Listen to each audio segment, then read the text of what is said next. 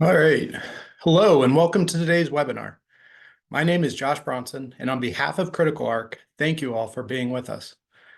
This webinar is part of CriticalArc's ongoing commitment to promoting best practices in security management and fostering collaboration between healthcare systems and universities. Thank you also to our partners IACLEA and IAHSS for your support of this event. Today's webinar will be a panel format and features 4 wonderful speakers. Following the formal Q&A, we will leave some time at the end to answer as many of your questions as possible. Please feel free to ask your questions at any time using the Q&A or chat features. Now to our panel. And I'd like to go around and ask each of you in about 30 seconds or less, just so we don't spend a whole lot of time, but so we give our participants some background of who you are. Tell us about your agency and who you serve. Chief Mary Parody, Chief of Police at University of Mississippi Medical Center. I'd like to start with you. Good morning, Josh, and everyone that's joined us today. Hope everybody's warm wherever they are. I started my career about 37 years ago in the city of Chicago as a Chicago police officer, moved to Washington, D.C., and then did several things there for 25 years. That's how I got into the higher ed arena. I was the chief at George Washington University, out at Marymount University in Arlington. And then I was recruited here at the University of Mississippi Medical Center in Jackson, Mississippi, to come down and modernize the police department. And so at Jackson, Mississippi, I have 3 hospitals, 7 medical schools. We're an off branch of Ole Miss. We have 5 helicopters. We do a lot of air care. We're the only Trauma 1 center in the state. We also provide emergency management for the entire state. Within a few hours, we can set up a hospital anywhere in Mississippi or the surrounding states. So we work very closely with the government, the Mississippi government and then the federal government in order to do that. So very interesting place, only Trauma 1 center in the whole state. You can imagine what our ER looks like with 5 helicopters coming and going. So it's an interesting place, and 37 years experience. Every single day is new to me. Thanks, Josh. Thank you, Chief. Appreciate you being here. Chief Deborah Williams. Chief Williams is the Chief of Police at Clark Atlanta, and she's also a board member of IACLEA and president of the HBCU LEA. Chief Williams. Good morning. Thank you, Josh. As you said, I'm Deborah Williams. I am the Chief of Police and Associate Vice President here at Clark Atlanta University in Atlanta, and also a board member with IACLEA and the president of HBCU LEA. I have over 40 years of law enforcement experience, ranging from a municipality to public schools and to higher ed. Not only do I have that experience, but I also have international experience as well. We're part of, Clark Atlanta University is part of what we call the Atlanta University Center Consortium, which is the oldest African-American consortium in the world. Within that consortium, we have 4 schools, and one of those schools is the Morehouse School of Medicine college. So again, it consists of Clark Atlanta University, Spearman, Morehouse, and Morehouse School of Medicine. And again, thank you, and I look forward to this conversation. Thank you, Chief. So good to see you. Superintendent Doug Johnson. Superintendent Johnson is the superintendent at the Indiana University Health. He's also a board member of IAHSS, the Indiana chapter. Superintendent Johnson. Hey, thanks, Josh. Good morning, everybody, and good morning to my colleagues that have joined me today here. I had the fortune of spending a career at the Indianapolis Metropolitan Police Department and retired, and then was blessed with being hired by the Indiana University Police and served at both flagship campuses. I was the deputy chief at the Bloomington campus and then the chief at the IUPUI campus in downtown Indianapolis, and left that position to come to IU Health. We 2.5 years ago had 11 different police departments across IU Health, and so my task was to bring everybody together. So we've done that under one flag as the IU Health Department of Public Safety. As soon as we did that, we became the 4th largest police agency in the state, and that was one of the things that we'd like to call a second order effect that we didn't anticipate, and the challenges associated with that. But I think we're doing good things. So I appreciate the chance to be here. And look forward to hearing my guest panelists provide some perspective. Thank you. Glad you're here. Next, We have Chief Security Officer William Adcox. Is the Vice President, Chief Security Officer, and Chief of Police at MD Anderson Cancer Center. I see MD and just immediately think Maryland because that's where I am. Thank you, Josh, and good morning, everyone. And I'm proud to be part of this great panel today. I had my start in municipal policing, retired as deputy chief after 21 years, 24 years now with the University of Texas system. I'm here at I actually serve two institutions here in Houston, University of Texas and the Anderson Cancer Center, the #1 cancer treatment center in the nation. And also UT Health has 6 comprehensive schools to include that they are in charge of the largest mental health hospital in the United States. And we have in excess of 37,000 employees, well over 4,200 doctors, medical doctors on staff. And we have locations throughout Texas and then actually even in other parts of the country. And very proud to be here today and look forward to the rest of the workshop. Great. Good to have you. Good to have all our panelists. And let's go ahead and kick things off with some questions. And the first topic we're going to dive into surrounds cyber attacks. We've seen more and more related to cyber attacks, both in higher ed and in medical center settings. Chief Perry, I want to start with you. Generally speaking, what is the current threat environment that you're seeing for cyber attacks, such as cyber extortion, insider threat, denial of service, etc.? Josh, you touched on some of the things that I would initially talk about. The cyber landscape in our environment is critical. We store such important data, individual data, that these actors are looking for that data, and they're going to penetrate us. The most important thing is because it's become so prevalent, third-party risk managers have to be part of our internal threat protection. So we have to work with those third parties. We also have to work internally with risk management, with our legal team. And if you have law enforcement, obviously law enforcement. And then our external partners, those are key, whether it be the FBI, Homeland Security, and collaborating when we do realize that we have a threat is collaborating quickly to work on those partnerships to defeat that bad actor. And that's what we do here in Mississippi. At the University of Mississippi Medical Center, we constantly have tabletop exercises. We work with those federal, local, and state partners.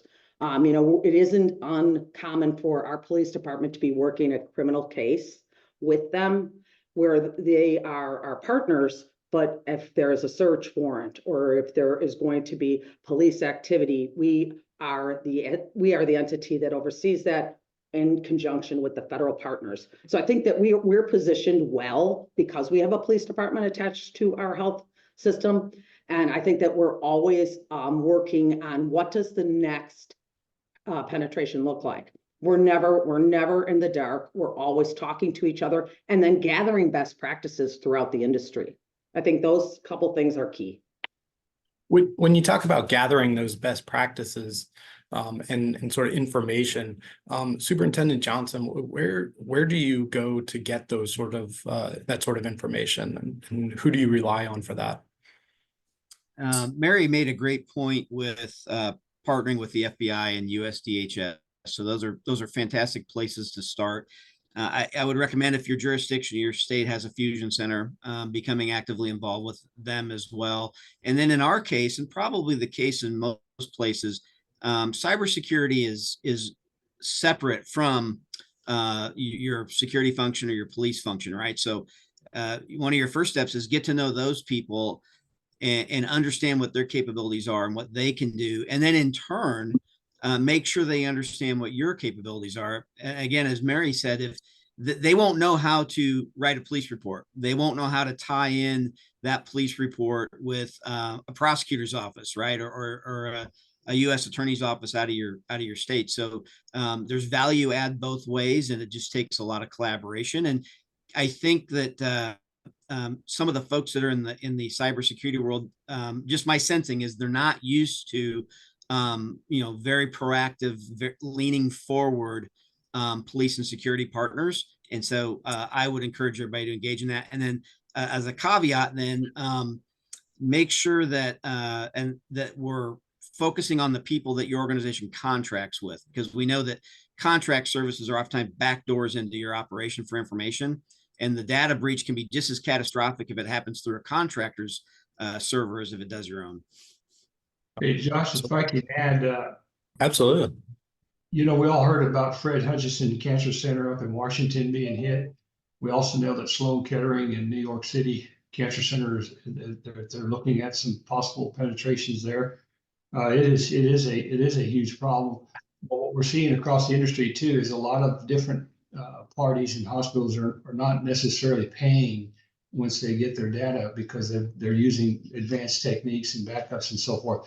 And what we're seeing now is that they're actually taking patient information and then swatting these patients, and then having large police responses go out to the homes and things, and they're using that to sort of extort from the hospitals. Well, if you don't pay us, we're going to do these things to your patients. So they're getting very desperate in that way. It just brings back the fact how important this is. And one of the things Mary talked about obviously was best practices, but we have to really understand that, we're looking at it both from an internal standpoint, external standpoint, and what we do. So it's making sure that, that you have a very robust cybersecurity operation. I think it's also important to point out that a lot of times, a lot of organizations will put their chief information security officer up under their chief information officer. That's a big mistake. I don't think that's the best practice in the industry. Those two should be definitely separate, so that there's not a debate over resources that have to be put into these protections. So those, when you talk about getting down to the minutia of the best practices, is really understanding what is the reporting relationship of your chief information security officer, and then making sure that it's an entire organization with exceptional leadership. And I'll leave this too. It is now a board level risk. It is the top risk that almost every institution has, and board members are being held liable for these things. So it is a very critical thing, and it's at the very top of our list. And so having these things that Mary very eloquently explained a lot of the different things that go on, and Doug likewise. But I just want to point out that a lot of these individuals that are hacking our systems or getting into our systems are getting a little desperate too. And Josh, I want to add one other thing. I think traditionally, from my generation, so I have 37 years on the job. I started in '86. We didn't know what a cyber threat was. So if you're old school law enforcement, you're a little bit nervous about, a robbery, a burglary, a homicide. But cybersecurity, you're like, oh, Lord, am I going to make a mistake here? And then you have to understand that it's okay to ask those questions like, hey, what is NIST? I don't understand the controls. What are you talking about? I'm fortunate because I have a master's in cyber, but for my team, I'm like, fellas, I don't know what that means. Ladies, I don't know what that means. Let's ask the experts. So you got to kind of put your guard down. And a lot of times cops, we don't do that. We don't ever say we don't know something. So this is an arena that you have to be able to be human in and ask the questions and provide resources. Because if you're not doing that, you're not authentic. And I know when you, my Lord, you've been on the job for 4, decades, and you don't know this? No, I don't, because this is new to me. It's okay to say that. And I think sometimes we're afraid to do that, to let our guard down when we have so many years on the job. We have to do that in order to be successful. And also, Josh, I would like to say that we also have to make sure that we have those internal controls in place as well. Absolutely. All excellent points. And Mary, to your point, I think this topic in particular changes so rapidly. I mean, literally day to day, it can be different. So absolutely, it's important that we're all humble in this space and understand not knowing something and admitting it is a really powerful tool in the fight against it, because you're never going to learn if you don't admit that fact. So great point. If I could just add one real quick point. The big thing when I talked about internal is one of the biggest ways that these actors are getting in is through phishing, and that's your employees, and that's why you have to have that extremely robust awareness, training, education program, and then you need to have testing. that goes on. You need to send them stuff and test them. Do everything you can. And we actually teach our employees the STAR concept. We call it stop, think, and act and review before. You got to stop before you do anything. You don't touch the email. You got to make sure before you act that you know what it is. You can send it to the phishing group, making sure they can look at your emails, and then make sure everything gets. That's the review part, so that it's important to just have an acronym, do something, but you've got to educate your employees because that's how they're going to get in. That's the weak link in all of our systems. Excellent point. And, it's one of those things where, if you're not paying attention, to an email that seems like it might not be, legit, then it's so easy to miss. I mean, we used to get, when I was at IACLEA, we used to get emails from president@gmail.com, but it was like IACLEA staff, and it was addressed to IACLEA staff and requesting, iTunes gift cards and things like that, for a fundraiser or something. It's like you have to pay attention to the little details. But Josh, that's another point that you just made, because I have doctors and professors, and they'll call me and say, hey, because they don't want to ask someone in IT. They want to be like, hey, they trust me, and I have that rapport with them. So they're like, would you? I'm like, oh, definitely do not open that. So I think it's also building relationships across the landscape, so no one is afraid to ask you, because no question when it comes to IT penetration is stupid. And so I think that that's all part of us building transparency in our communities, of just really being the police, that people used to ask you every question in the world. I used to say, I think I'm a doctor today, tomorrow I'm gonna be this, just work in a beat car. Well, it goes back to like a community policing. They trust the police, so they ask you, hey, does this look right to you? Or could you stop by my office? I don't understand this. They're like, wait, we're not going to touch that. We're going to get IT involved right away. We are going to get our risk management folks involved. We are going to bring in everybody. Don't touch it. That's another way that we get intel before something really penetrates the systems. Yeah, absolutely. Well, in building off of that, Chief Williams, what's your agency's role if a cyber attack occurred on your campus? As you heard, that the partnership is critical dealing with anything, whether it's law enforcement related or IT related. So those partnerships, not only with our internal partners, but our external partners, as our federal agencies and our state agencies, that in the event that something should occur, to make sure we have accessibility to those partners. And also to bring, normally our partnership with our IT department is so critical regarding cyber attack. So we make sure we bring in the experts, as you stated. We're police, so we make sure we stay in our lane, and if there's a criminal investigation, it would take place. But as it relates to the investigation on the back end involving the attack, we make sure we bring in those experts and also a third party to monitor the environment that's taking place with that particular attack. Chief Adcox, same question.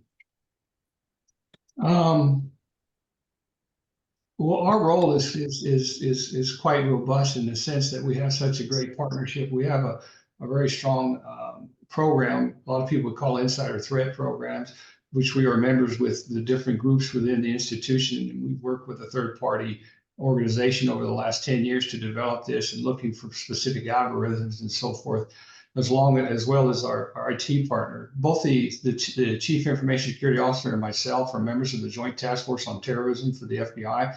I actually have an investigator assigned to the FBI Cybercrime Unit.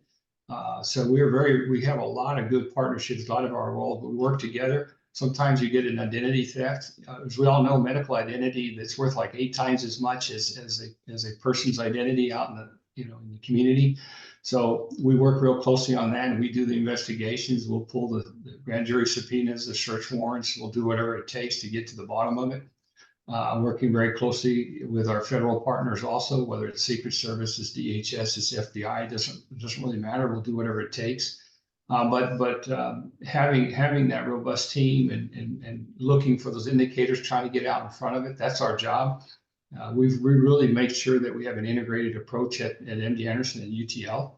We work really closely together. Remember, I always think of the basic law enforcement. You're driving down the street, you're looking at buildings. When you're in the business that all of us are in, you're inside, you're part of that family, you're part of that team, and you bring that particular expertise. But if you don't work together, you don't have those synergies, and you have to make sure. And that comes from leadership also. You know, the top leadership, your institutional chairmen or presidents or whatever the title might be, they've got to push that down and say, we're going to be working together, and we're going to be one, one whole team here. So that's it. We work very closely with everyone inside of our institutions, and we have the right team. And even we even have a very robust threat management operation. Probably, we got 12 or 15 detectives just doing that. So, we do have a lot going on. So there's a lot of things that we bring to the table, and that's our role. And we take that very seriously. That's great. Chief Parody, I saw you come off mute. Yep. Hey, I think we, as law enforcement, we have competing interests. And so my interest, I want to get the bad guy and the bad girl and put them in jail. Somebody else in this collaboration may not have that same thing, or they want to not go for the small fish. They want to wait for the big fish. So sometimes when you're working with federal partners, my agency is looking for a closure on a case. And somebody might be wanting a larger closure because they're a federal agency. So that collaboration and that partnership and understanding, we sometimes can have competing roles, but when it comes to this, we all have to be on the same page. And that can be whether it's cybersecurity, whether anything that we're working on, a demonstration, anything, we all have to say, hey, when we walk out of this room, we're one voice. And so we have to come together on that. And so sometimes that takes a little give and take. And so we have to say that at the end, we all want the same thing. We want what's right. And so that can be behind the scenes a little bit tenuous. And we have to sometimes put on our, as I say it, my big girl pants and say, okay, I'm going to give you 50% of that. We're going to work through this and we're going to do the right thing.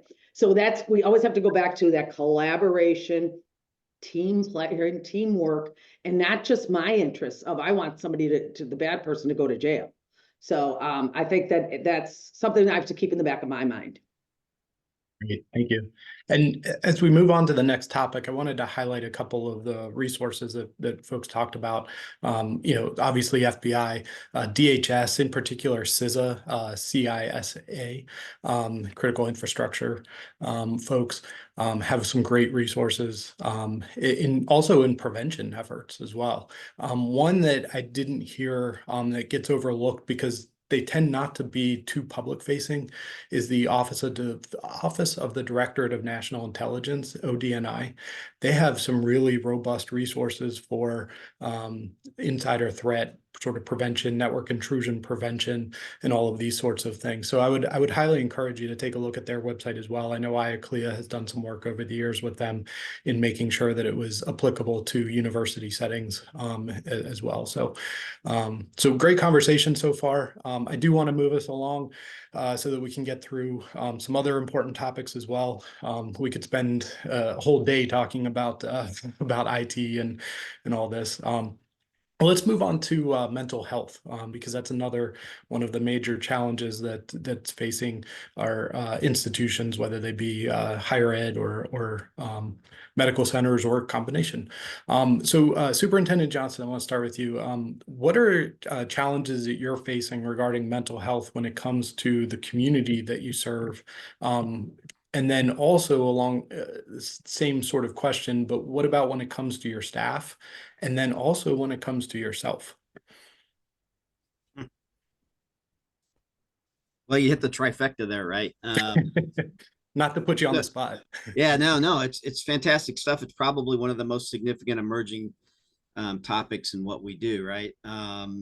So what we find in Indiana, based on how statutes oriented, that there are, and this is changing, it's starting to change, but as you all can probably relate, people will either be taken to the emergency department or the jail when there's a potential mental health problem that presents itself and the first responders go out on, right? So that's not helpful for the jail, and that's not helpful for the emergency department. It's terribly wasteful. So again, partnerships are huge.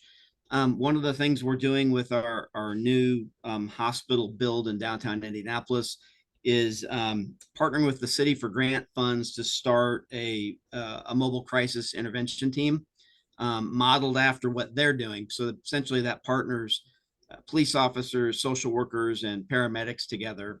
And so in and around IU Health properties in downtown Indianapolis, the intent will be that these folks will respond initially to all things relative to homelessness and substance abuse and potential persons in crisis. So that's big, because then we can start keeping people out of jail if it's not warranted, or out of the ED, and getting them into social services if we can do that. So that's one piece. The second piece is sorry, an alibi on that would be, make sure you know your community resources. What does your community offer, and how do you access those? When we look at our own folks, agency wellness programs are becoming more and more popular, and you don't really have to reinvent the wheel when you're doing that. There are resources that you probably already have available. So my recommendation would be, make sure you understand the EAP process and what all does it do for you, and then how do you supplement that. So do you need therapists or clinicians that are first responder trained and trauma certified? You may. EAP may not cover down on that. So understand what you got and what you need to supplement. We also have a pretty robust health program. So if our folks, they don't use tobacco, and they drink in moderation, and they exercise a certain amount a week, there's ways for folks to get some supplemental funds. So making sure that all of our police officers are tied into those sorts of programs. And then again, what are our partners doing? We're very fortunate. In Indiana, the Indianapolis Metro PD has sort of spearheaded officer wellness around the country. So agencies in Indiana have gravitated towards that. So in the 15 communities where we have hospitals, there's usually a local county or state partner that's already doing those sorts of things. So that's huge. You can't ignore it. You have to pay attention to it. And while you're doing that, think also of particularly your ED and your behavioral health partners, right? Because those ED techs, those nurses, those docs, they're seeing just as many bad things from their perspective as we might. They're unfortunately oftentimes victims of violent crime or some sort of physical abuse. So we don't want to overlook them. We want to make sure that we're part of the environment of care. We're part of the ongoing discussion to keep all of our folks healthy and safe. And then lastly, you have to practice what you preach, right? We are, in public safety, we are terrible about taking care of ourselves. We will all advocate that our people take time off and decompress and, encourage all sorts of healthy behaviors. And then what do? We oftentimes don't do those things. And so for some of us, like Mary mentioned, that if we've been around the block a while, cyber crimes might not be in our scope. Taking care of ourselves traditionally isn't either. And to admit that I don't know how to do this and I need help with this absolutely needs to happen. I'll tell you myself, my story, I don't mind sharing. I'm a PTSD survivor, and the best thing I ever did was start seeing a therapist. And that's what works for me. And coupling that with diet and exercise and sleep is immensely beneficial, because it sounds cliche, but it's not. If we're not well, we can't help take care of our organization and our community. We have to be in a place where we can take care of ourselves so that we can help others. So that's my perspective. Great. Thank you. I appreciate it. And actually, I think I'm going to go around to each one of you to hear your perspective on this question. And you don't have to answer all parts, but if there's anything that you want to touch on, anything that Superintendent Johnson brought up, or anything from your own experience, your own agency. So both for how are you handling these things when it comes to those you serve, when it comes to your staff and yourself. And Chief Williams, I'm going to go to you next. Great, So thank you. I appreciate it. All right, thank you. Good question. But when you think about our population, the population that we serve, our students, they come from different backgrounds. And when you think about the stressor of COVID, the consequences of our community, the consequence of community violence, diminished morale within our department, dealing with our law enforcement personnel and their families and the citizens that we're sworn to protect. You get burnout, you get fatigue, dealing with different traumas, how do you deal with all of those different things? So we make sure, that we partner with our internal partners, such as our counseling and disability department here at Clark Atlanta University, to make sure that not only are they addressing those issues with our students, but again, with our officers as well. Because again, the officers are responding to the critical incidents involving our students. So the training that we have here, how do you recognize it? Because it might not appear that the person is having a crisis, but there are signs that say that this person is in a crisis situation.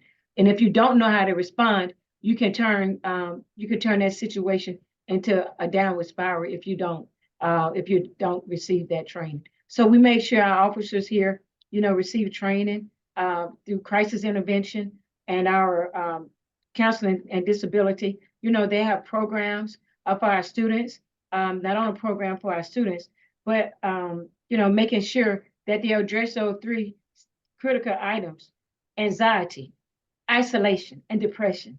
And those are the critical. When I talk to counseling disability services department, and I ask, what are the 3 critical items that we're dealing with our students? And those are the 3: isolation, anxiety, depression. So we're always constantly addressing that with our students, and making sure that our officers are prepared not only to recognize it, but how to deal with it when they see it. And then they have to worry about themselves and their family. And so we, that work-life balance, you hear it all the time. So what does that look like? So we try to make sure that they know the they separate the two, that, you can't take the job home with you, 24/7. So when you're off, we want to make sure that you experience your life away from campus, your life away from work, so that you do have that work-life balance. So you're able to address those issues and those concerns when you come on campus, because it's critical. We need to make sure that, what are the red flags, not only for our students and our campus and our students, but also our faculty members, our staff members. What are those red flags? And we just, we always monitoring it, making sure that we address it. And then, as he said, there's no harm in coping with it. There's no harm in admitting that, yes, I do have an issue, I do have a concern. So where do I go in order to address that, so that it does not become so overwhelming that it overtakes you, so you cannot do your job. Thank you, Chief. Chief Parody. I call it, Josh, difficult conversations and being human. And I can't have a more difficult conversation with my officers or my coworkers about a personal incident of mine. I lost my niece, a Chicago police officer, to suicide.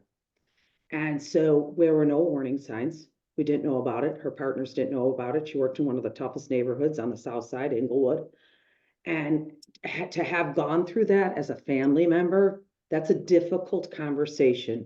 And to talk about it, how it affected me as a chief of police, I'm able to tell my officers something really personal and how it affected me, and that it's okay to reach out and ask for my hand. I'll be there. And so I think the humanity side, and when you say it affected you and it affected your family, and when you're able to talk to someone's spouse about the job. My father was a Chicago police officer, shot in the line of duty. I was a little girl at the time.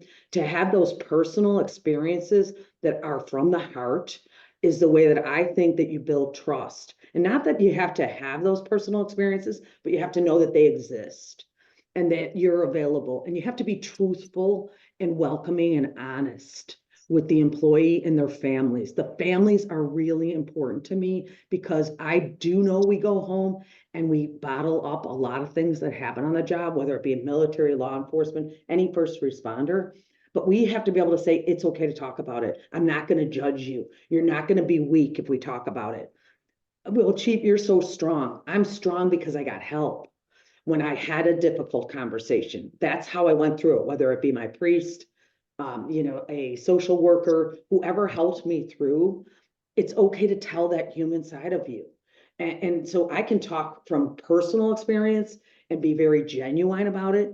And I think that bridges that gap where someone's afraid to tell you that they're having bad thoughts or something. And I think Doug's a PTSD survivor. Once you've gone through it yourself, I think it's very authentic when you let that guard down and tell people about it. Yeah, 100%. I mean, police, public safety officers are very good at smelling BS, right? And sort of they know when things aren't genuine, right? And so like you said, you don't have to have had those experiences, but you have to speak about them from a genuine place, and I think that definitely goes a long way. Chief Eckhoff. Well, I think I agree with everyone. This is one of the most critical issues we can deal with is mental health across all of society. It's one of the fastest growing issues, the crisis that's on the table. We see it growing with the added pressures in our society today, whether it was coming through COVID, the isolation, as Chief Williams said, et cetera. I'll start with the officers. The officers, we try to get them as prepared as possible. In Texas, we have a mental health officer certification program. All of our officers, as soon as they're qualified, they go through the mental health officers certification program.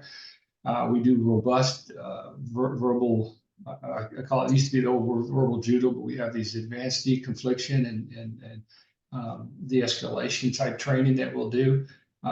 We work very closely with our two institutions in our very robust employee assistance program, the EAP that you mentioned. We work very closely with our external partners. City of Houston Police Department has one of the top-rated mental health units in the country. Extremely strong homeless program, and we work very closely with them because we deal with a lot of individuals that are in mental crisis, let alone individuals that are suffering from mental illness that are out on the streets and around our hospitals. That's the safe zones, as everybody knows. You go if you want to be safe, you get around a hospital. So we deal with a lot of that. So we do that a lot with our employees, making sure we've also done a lot of training with our employees on suicide by cop to make sure that they're very well prepared, understanding that. One of the top trainers in the country, gentleman, former retired Chief Rick Wall, has done a lot of our training. He helped to stand up our threat management unit here for me, and so we're very fortunate in that respect. So there's a lot of stuff we do for our employees, but we also started the first peer support program, and we did it just with our police department. Then we moved it out to all of the UT system, to all 14 of the police departments. One of the largest, obviously one of the largest university systems in the country. And we did that so that if you're not comfortable speaking to somebody within your own agency, you're afraid of information may get out or whatever, you can go to any of these peer support people that have been trained at any of the institutions, and we'll make sure that you can get that access and you do whatever you do. So we've done that. It's nationally recognized. We've got external funding to have the program studied, but peer support is very important. And then we actually have internal people that we've turned into our own safety people that just constantly work with everybody. And we constantly put out messages to everybody. We constantly make sure that the supervisors are trained on what to look for, making sure that we get people help. Early intervention is very critical as possible. And one of the things that we really stress is when you're dealing with your fellow employees, you're dealing with people that in the community, is you never, ever know what another human being is going through or what they've experienced. You need to be much more kind than you ever have to be. You need to be more responsive than you could ever think you should be. You need to make sure that what's ever happening in that person's life, that's important to you, it's important to them, treat it that way. And so it's quite critical that we do that. So then you talk about individual health for the chiefs and the leaders. Well, quite frankly, I think you're right. It's just, to me, I always stress that it's a sign of strength to get help. It's a sign of wisdom to get help. And every single one of us is gone through something, or are going to go through something, or are going through something. And so getting help is important, and being able to do that. And if you're a chief, and I commend Mary, I commend you, Doug, I commend everyone that has used your personal experiences and explaining that and using that. That is leadership, and you guys should be commended for that. But being honest and being responsive. And the last thing I would say for a leader is make sure people know you're sincere. They know BS. When you talk to those employees, they better know that you do care, that they're part of your family. And that's important because they will not come forward. They will not trust you in what you're telling them. So when you build these robust programs, you do it for the community, for those wonderful people we're serving that are in stress. And in these academic medical centers, I mean, everybody coming in here, a lot of them, unfortunately, with the cancer, people come in here try to save their lives every day and their family members. And you talk about stress, they're on edge, and we're here for them. And so being able to understand that everybody's going to be suffering through something is very critical. Building those partnerships, taking care of your employees every day, and then make sure you take care of yourself. And Doug, thanks for those great suggestions about exercise and rest and other things, because those are the things that many of us as leaders don't always consider. But those are the few words I would say. Great, thank you. And I wanted to give everybody an opportunity to just and if you don't have anything to add, that's fine. But are there any partnerships that you've built in particular that you're particularly proud of when it comes to addressing mental health concerns in the community? And it can be with community members, it could be with officers, it could be with whatever part of the community you want to highlight. But are there any specific partnerships other than just sort of the general, we've built partnerships, which is fantastic that you have those partnerships.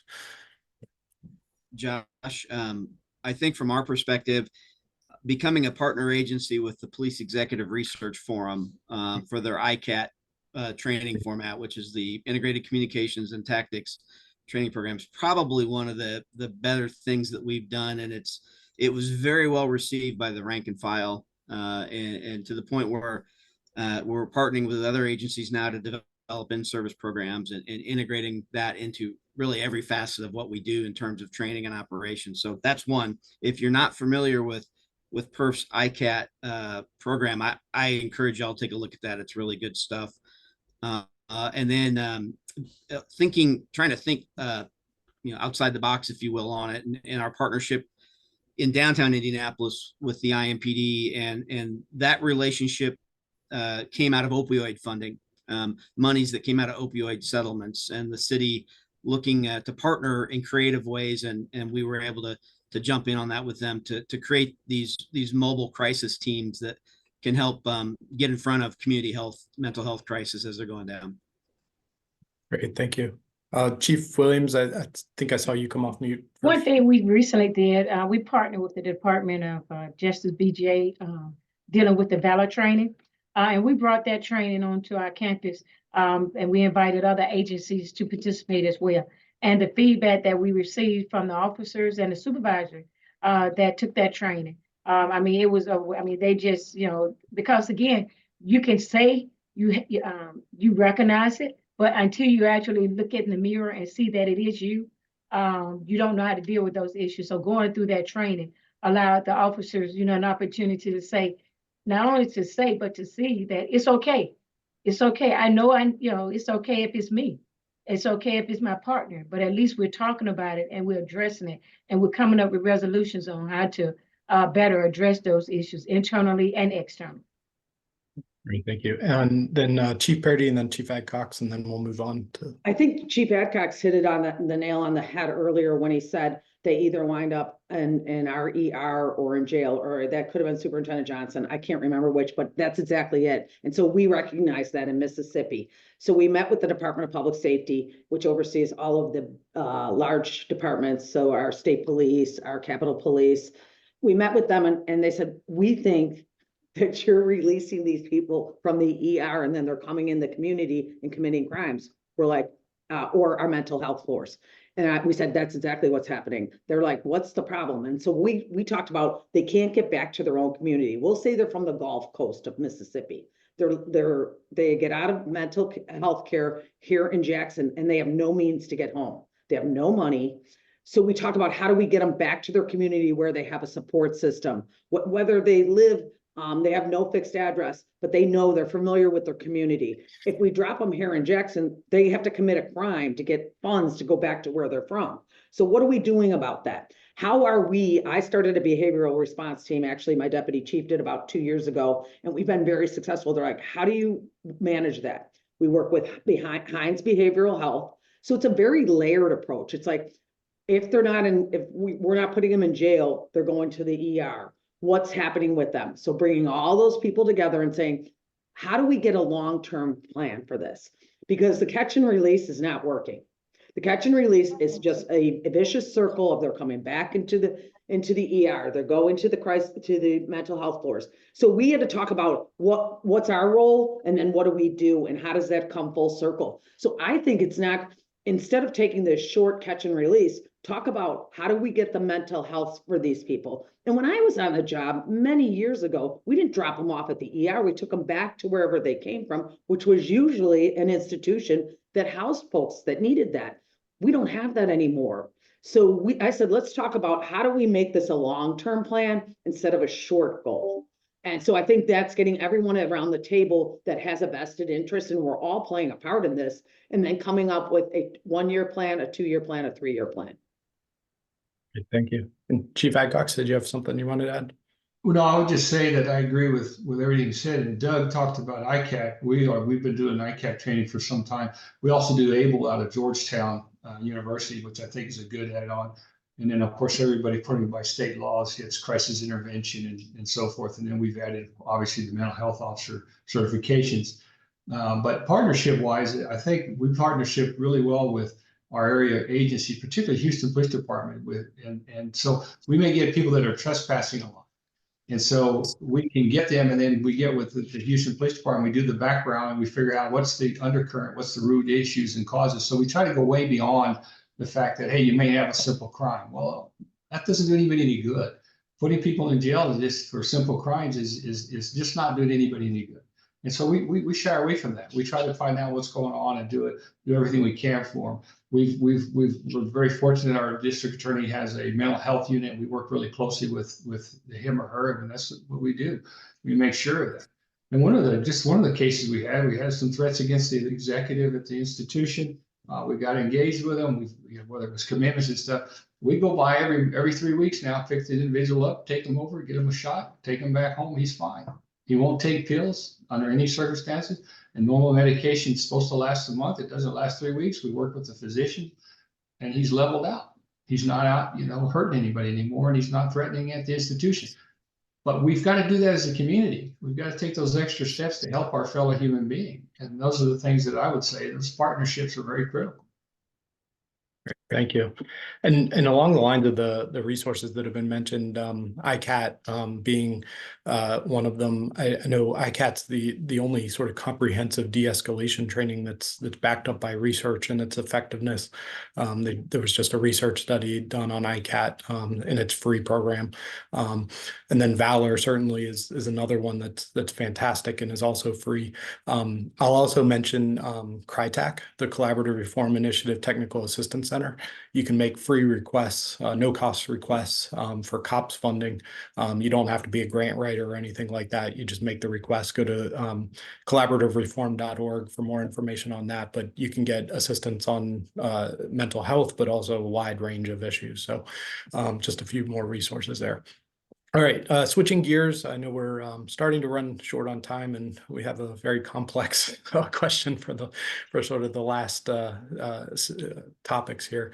So we'll get to as much of it as we can. But and then we still also, if anybody has questions for the panelists, please make sure to put those in the Q&A or the chat. So with recent events in the Middle East, we've seen a global increase in anti-Semitism and Islamophobia. Along with that, we've seen an increase in hate crimes, bias incidents, protests. Have you all seen this at your institutions? And if so, what are you doing to address these types of incidents, whether it's the more along the lines of hate crimes or bias incidents or protests? And we've seen, it was mentioned as we were talking before the webinar started, that, we've seen a lot of protests at institutions related to other topics as well, political in nature. So I'll just go around quickly and start with Chief Parody. So unlike when I was in Washington, D.C., where I consider myself a subject matter expert on First Amendment demonstrations, so when I came down to Mississippi, we don't have them as frequently. However, we did have a pro-Palestine one. Because I'm so familiar with First Amendment demonstrations, I felt we were very prepared for it. You know, I love the methodology of meeting with whoever's in charge, making sure that they're safe, making sure that they have restrooms to go to, making sure that they don't impede traffic, and we make sure that nobody gets hurt. And so that's always been my methodology. So I've had one, but the other thing that I had, Josh, that I didn't have in DC was I have a software called OnTick. And so I had it, they were monitoring all the social media relative to the demo, which was really helpful because we used to manually do that. And so my threat assessment software is able to monitor what's going on with this. And it was a planned demo. So it's different than when you just have one show up. But so I think we were proactive. We also had the Capitol Police, who are our partners, their bike unit come down and assist us. And it was for them, they're not as familiar as I am with First Amendment demonstrations. So it gave me an opportunity to work with those bike officers and said, here's what our goal is to make sure nobody gets hurt here today. And so sharing that knowledge that I have from several of them helps me, whether it be with my internal staff when we hear of a First Amendment coming up, or folks just show up and want to peacefully demonstrate. To have that background, I think, is really important. And based on this current climate with what's going on between the Jewish community, we don't have that down here in Mississippi. So we have a very small contingent of it. When I was at George Washington University, a third of my student body was Jewish students. So I'm gonna not lean into that. It's small, but we're prepared for it, is how I feel. Great. Thank you, Chief. Chief Hadcox, see you're off mute. Yeah, it is an issue that we have seen in the Texas Medical Center. And, you know, this is a little bit different than most protests. We're talking about most of the time individuals that are talking to you, willing to let you know in advance that this is going on. Like Mary said, we work with them. We make sure that they're safe. We make sure that everybody has their rights. You know, the First Amendment rights are very critical, and we're going to support those and make sure that those are carried out.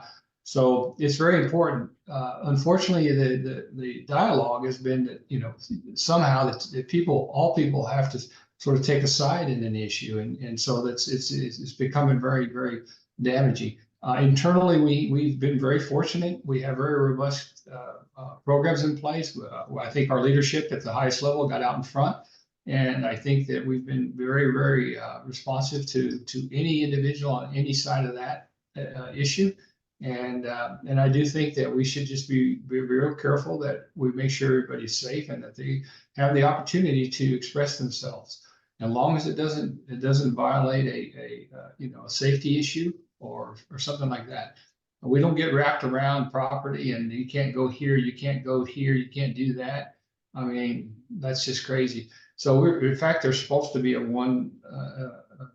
walk today at noon, which may not go off because of the weather, I've been hearing, but you know, we're just going to make sure that people are safe and that they can do what they need to do. And then, you know, we offer our best to have a positive, or at least a fast resolution to whatever's going on. Great, thank you. Chief Williams or Superintendent Johnson, would you like to weigh in on this question? Superintendent Johnson, I see. Yeah, I think looking at the resources we had on hand that could help us navigate was important. So, you know, most of us have chaplaincy programs inside our organizations, right? So through them, identifying who are our rabbis, who are our imams, who are our pastors, and that helped lead us to the Multi-Faith Coalition of Central Indiana and the partnerships that they've been able to generate and have honest dialogue and, you know, hear from those folks what their fears and their concerns are for their communities of interest was very powerful. And taking that information and having, you know, several of my colleagues have talked about genuine, honest dialogue, right? Well, having genuine, honest dialogue with our people so that when they encounter these concerns, wherever they may be throughout their workday, they can navigate it a little better too. So for example, one of the themes is, it is absolutely okay to condemn Hamas and then also criticize Israeli government domestic and foreign policy. That is not okay to attack Gazan civilians or Israeli civilians, you know, for their religious beliefs or their political beliefs. So making the distinction between acts of government and the protection of peoples. Very, very charged conversation, but we can do those things. So definitely engaging people that it really impacts the most, having candid conversations internally, and then with those communities of interest, and then staying engaged with the intelligence community, like several of us have mentioned, the Bureau, DHS, and others has been very helpful. Great, thank you. Well, in the interest of time, we're nearing the top of the hour. I want to check to make sure we don't have any questions that have come in. Sienna, if you're still there behind the scenes, I don't see any questions that have come in, but if I've missed one, if you let me know. Looks like there are no questions on my end as well. Okay, great, thank you. So we'll move into wrap up. If you do have a question, you still have a few minutes that you can get it into the chat or the Q&A. So feel free to do that while we do some wrap up. So what I would like to do now is just hear any final words of wisdom from each of you that you'd like to share with our participants, anything you didn't get to say on any of the topics, or anything just sort of generally about where we are right now in policing and public safety and in your respective areas of expertise. Chief Williams, I want to go to you first. Thank you. Again, thank you for the opportunity to be here today. One thing I want to leave us with as we continue in this field, just think about how we as leaders can exercise the principle of fairness, respect, and community engagement in our daily practices. How can we embody that? Not only embody that, but what steps can we take to build stronger relationships and trust with the community that we serve? And also, how can we leverage our unique positions to advocate and ensure equitable treatment for all members of our community? As we talk about the things we talked about here today, those are the three things I want to leave us with as we continue, as we go about through our days. What can we do in order to make sure we move those three things forward as leaders? Thank you, Chief. Appreciate it. Chief Adcox. No, again, I want to thank everybody for signing on today, and thank you all for allowing me to participate. I would just say that as far as the police profession goes, it is a different and ever-changing profession as time goes on since I started back in the late 70s.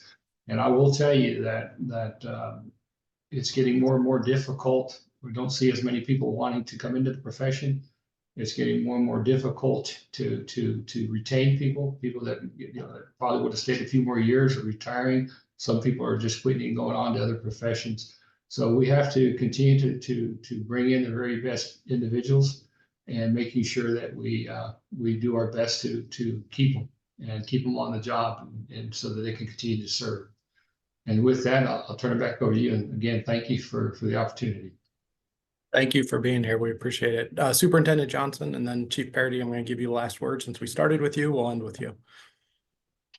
I think something to share from my experience here in Indiana, and maybe this will resonate, is that the level of expectation from our communities of interest is continuing to increase. The demand signal for a safe and secure work environment and the capabilities of the organizations we lead are elevating, and that drives policy, that drives budget, that drives training, that drives equipment.